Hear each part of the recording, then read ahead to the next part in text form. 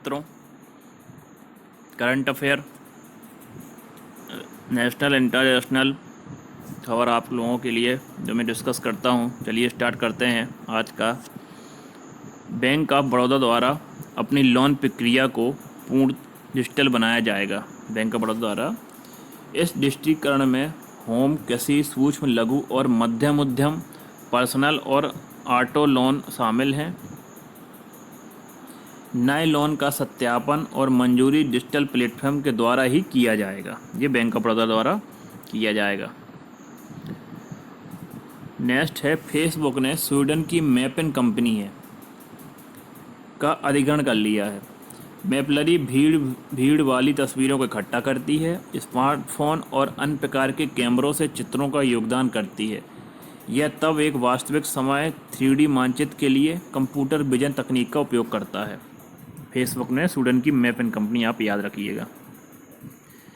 मुंबई स्थित भारतीय बहुअंतर्राष्ट्रीय company Reliance industry limited, Mukesh Ambani ji की, 19 जून 2020 को 150 अरब डॉलर के मूल को छूने वाली पहली भारतीय कंपनी बन गई है। जियो रिलायंस है ना, जो मुकेश अंबानी की।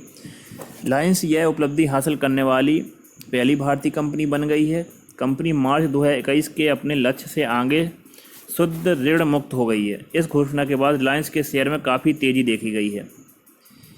31 मार्च 2020 को रिलायंस का ऋण 161.035 करोड़ था। लॉकडाउन के बावजूद 58 दिनों की अवधि में रिलायंस इंडस्ट्री 16881 करोड़ रुपए से अधिक जुटाने में कामयाब रही। मैंने 168,818। नेक्स्ट है, दक्षिण दिल्ली के छतरपुर क्षेत्र में, दिल्ली में छतरपुर है, वहाँ राधा स्वामी सत्संग ब्यास के 300 एकड़ में फैले विशाल परिसर में सबसे बड़ा कोविड सेंटर तैयार किया जा रहा है। कहाँ? दिल्ली में।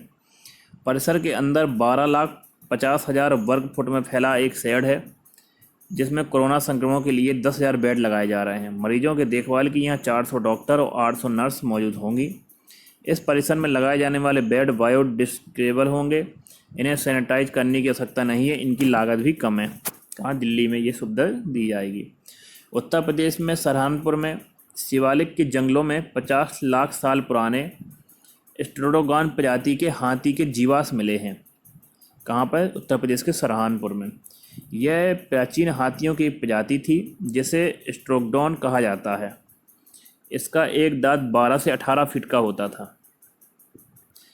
नेक्स्ट ये है कि 20 जून 2020 को एक लिस्ट जारी हुई थी ब्लूमबर्ग बिलियनेयर्स इंडेक्स के अनुसार। रिलायंस इंडस्ट्री के अध्यक्ष मुकेश अंबानी दुनिया के शीर्ष 10 सबसे बड़े अमीरों की एलिट क्लब में शामिल हो गए हैं। कौन? मुकेश अंबानी।